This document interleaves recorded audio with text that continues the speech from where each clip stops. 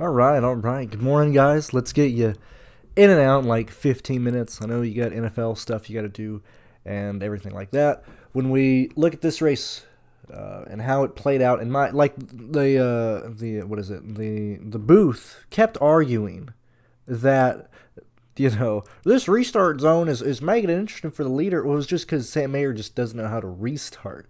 It was still Sam Mayer just leading everybody into the infield uh, in that whole race. And if Jeb Burton doesn't just miss the corner, Allgaier just runs away with that race.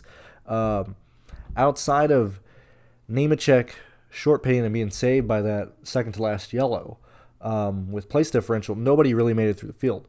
Snyder got stuck midway in the pack. That's right where Nemechek was running up until that second to last yellow. When I look at the Cup Series race today, it's really the same approach for me. Is I'm going to just be super aggressive on playing guys that are starting up front. Bubba Wallace is concerning. I don't especially like him in this situation, but I'm probably going to end up with Bubba Wallace. I think Reddick and Bell make fantastic plays when we are. Let me move this over here really fast to. And I'll put practice stuff on the screen first, but I need to bring this over here. Need to bring this here. Sorry about that. All right. So when we look at the practice data, we see that, Briscoe didn't run nearly any laps. Larson didn't run any laps until he hit the wall. But Reddick was stupid fast, put down a Q lap late in the run to just solidify that he was going to be the fucking pole sitter. But I'm mainly following this here. I know that we got Logano, LaJoy, and Chastain in here, and I think this is a situation where we might want to play Chastain. When we start building lineups, and you start specifically building lineups that are projecting for guys not to really lose positions, I have a ton of people projected in the 20s, not in the 20s, in the 40s, and those drivers are Bell, Kyle Busch, AJ, Logano, Elliott, Hamlin, Gibbs, Truex, Chastain, McDowell, and Byron. I have 3 drivers in the 30s, and then the rest of the field I have projected in the 20s. Oh, and Larson's projected for 40s as well. I really see this race being outside of like a value of like, trying to fit in Zane Smith or fitting in Chase Briscoe or whatever, if you believe Briscoe's going to get through the field. I really believe that this is. We'll add Suarez in there.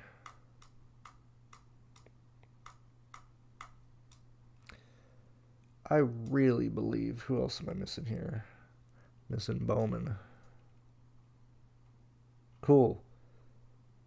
Yeah. This is the pool. This is this is where I'm building lineups today. Outside of like a one-off, 5 of my 6 DraftKings drivers are gonna be in the green here. I just think that's the way I want to build. I don't want to chase place differential. I don't want to get funny. Like, I'm getting a lot of LaJoy as like my one-off. I'm concerned that he's going to be pushed up in ownership. But also, like, man, yesterday was fucking weird. That was the most overlay we've seen in any of the main NASCAR contests in at least a year and a half. And it was 100% place differential plays. I don't know if that was because things came out so late. It was just dropping onto that. But Nemechek at 70% and Snyder at 60 was pretty wild. That gives me concern about Larson being towards that. And as I did yesterday, I was underweight on Nemechek, and I ended up coming just under the field on Snyder just because I was like, oh my god, there's overlay. I guess I just got to keep throwing lineups in here. But I really like not playing Larson again. Just as the same thing with Nemechek. Until Nemechek got 8th on the last green white checkered, those lineups weren't working. I had several lines that didn't have Nemechek that were fighting to take the contests down, And that same, I want to build that same thing, even more so that we've seen place differential really be difficult for the Cup Series in these cars just because everybody is so even. These guys in green are the main guys I want to focus on, and your value plays end up being Alex Bowman. They end up being Bubba Wallace. They end up being Logano just because we're trying to build balanced lineups. I think Ty Gibbs is a phenomenal play. I'll probably just have 100% Ty Gibbs there. I'll probably only do like 5 lines or something. Although I said that yesterday and ended up doing 14, and then 9 of them had fucking Moffitt. So that was very sad, very depressing. Dude, I'm liking a lot of these lines that are being built using these guys in green here, and trying to limit to just one guy that isn't highlighted here. I'll tell you, as I said, I'm gonna have a lot of Gibbs. I'm gonna have a lot of McDowell. AJ's hopping up in a lot of my lineups, and I think Buescher is probably going to be there. I think Buescher has an easier path to getting through the field compared to Larson. Now, I understand this is 2 drastically different starting positions, but it's really the same situation here. We needed Larson to go from the back of the field to probably finish 13th, and we need Buescher to go from 20th to probably get in the top 6. Both those tasks are incredibly difficult. I think Buescher has a much higher likelihood of doing that than Larson getting through the entire field, especially if this race goes green, as we're seeing. I couldn't believe it that Sam Mayer and their team actually raced for the win. That was so shocking to me. I was floored because you would think that's what they would always do, and they never do that. People never do that. They always go for the playoff point. I was floored, absolutely floored that Sam Mayer actually didn't stay out for points. I couldn't believe that. And that was just wild. Anyway, when we get to Reddick and Bell, I think these guys are in the same. I think, I don't know. Maybe these crew chiefs are actually learning to not just piss away the win for these stupid playoff points. But I think nearly everybody is going to be short pitting, understanding that they need to compete for the win, and I think that's just going to make place differential even harder. I'm telling you, these guys in green are who I'm playing with, man. I think that's where I'm going to be going. What's going on, Ryan? And thank you for the 13 you guys here. I know this is a bit later. I try and do them at 8 o'clock. At this point, I'm a bit late, and NFL is going to take priority. Like when we here, like when where are we at? Like when we start building lineups, like actually building lineups and stuff. Like a lineup like this makes a lot of sense. Like Suarez, Bubba Wallace, A.J. Allmendinger, Denny Hamlin, Ross Chastain. Then filling out it with whoever you want past that. Like that makes a lot of sense to me. That's 5 guys in the top 15. And I really want a majority of my guys at least in the top 20. I'm like a Larson.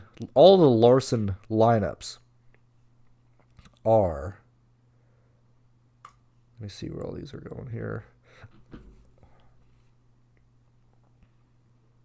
This really is way more than just paying up for a place differential play. If you play Larson, you cannot play guys up front, really. I mean, you might have Larson with like Kyle Busch and Reddick, and then you got to go, like a Bowman, or like you're chasing more guys back here, which, like I said, Bowman's a good play. But this race, like the lineup construction, the drastically different lineup construction between playing Larson and not playing Larson is way bigger than it should be, or than it is on normal weeks. Because typically you're paying up for like dominators and shit like that. But the fact that we have Reddick at 10,000, Bell at 95, like, I mean, I would encourage not playing Larson. That's where I'm at. That's what I'm gonna do. I'll probably, if I play Larson, then I'm really gonna try act like it doesn't even make sense. Like what type of race allows Larson to get up to the front here? If that's the case, then that means other people are also getting through the front. So that means Cindric probably gets a bump, Briscoe probably gets a bump, Stenhouse gets a bump, Harvick, Buescher, Keselowski. Like if Larson is optimal, that means strategy has gone out the window. We probably have a a yellow flag to where Larson is the only one to make it into pit lane before the pit lane closes, or fuel mileage. I don't know. There has to be a wild yellow to come out for Larson to be able to short pit and gain all this track position to where these guys just like let him, restart like 8th or something. Xfinity, we saw exactly what happened there with guys short pitting. Here, everybody's so tight. I don't know. I can't see a situation where Larson works and then other place differential doesn't work. So, like, if you're playing Larson, I would encourage you to probably build a more place differential lineup with maybe just Tyler Reddick up front. I just think it's going to be hard for Larson to be the only guy that gets place differential and then work. So anyway, going back to lineup construction, I think it's much more, or at least deeper in depth than people might initially think or something. Because like even Buescher, like I like Buescher. As I said, I think he has a higher likelihood of going from 20th to finishing in the top 7 from Larson going from 30th to finishing there. But still, Buescher's a hard sell, and we're gonna see Chris Buescher probably carry a decent amount of ownership as well with how he's been performing, with where his price tag is. So I think tournament-wise, what are we at? 9? Yeah, we're right under 10,000 people in this tournament. I really think I'm going to just fade Larson and probably fade Buescher, despite the fact that I said I think Buescher is a good play. Like trying to not have a duplicated lineup. I'm really concerned about that with any place differential play. Probably pivoting to Bowman, probably trying to pay up from Buescher to McDowell, getting to Chastain. Like I don't think anybody's going to play Chastain. I don't think anybody's going to do that. I don't think anybody's going to play Suarez. And this race seems a lot like the Sonoma race from 2 years ago when Suarez got his first win. I don't know, man. This is just a situation where I just want to pay up I just want to pay up for a lot of starting positions. And I think that's kind of it. As I said, I'm trying to get you in and out pretty fast. We're 12 minutes in. If you want to talk F1 really fast, we can do that. It's probably going to be a situation where you just play Max in the... What is this? I'm looking at stuff. Got to respond to Astukas real fast. I think it's a pretty straightforward race. I think you just play. You just have Max in the flex, and then McLaren and Mercedes will decide the rest of, will decide what is optimal, because you have a Mercedes that has a high likelihood of being the correct constructor if Russell or Lewis fall out of the top 3 or if they fumble or whatever. McLaren probably jumps into the optimal constructor, and past that you're just trying to just nail that correctly. F1 is just a lot of, it's not even projection, it's just filling guys in and out. That's really the approach there for F1. I think that's really about it. Ryan, thank you very much for the solo comment, but the 14 of you guys here, and I appreciate you being here on a Sunday. Real quick, probably my favorite play of the guys up front. Man, it's probably McDowell, man. It's going to be very similar to yesterday. I was very happy with my projections and how things were going. We got that yellow with Daly. I think he blew a tire and hit the wall, and that kind of changed everything. I don't really remember. It was like with 7 to go or whatever. Before that, phenomenal. I liked exactly how everything was performing. I'm going to approach this the exact same way, and I'm probably going to be more aggressive today and just not play Larson and just absolutely get smoked by the field. All the chalk came through yesterday. Is going to be very, very chalky today. I think Buescher's going to be chalky. I think those two guys are people that I'm going to try and get off of.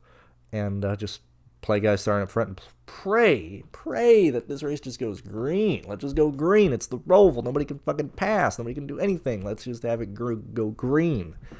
And, yeah, that's really about it. I will see you guys. I don't even know what track we're at next week. We'll figure it out. I'll figure it out when I'm doing the videos this weekend. Best of luck in the NFL stuff. Yeah, good luck today, Ronnie. Yeah, dude, this race is trash. But best of luck in your single lineup, Clutch, and I will see you guys next week. Thank you very much for being here, and enjoy the rest of your Sunday. I hope it goes green, Clutch. I really do, man.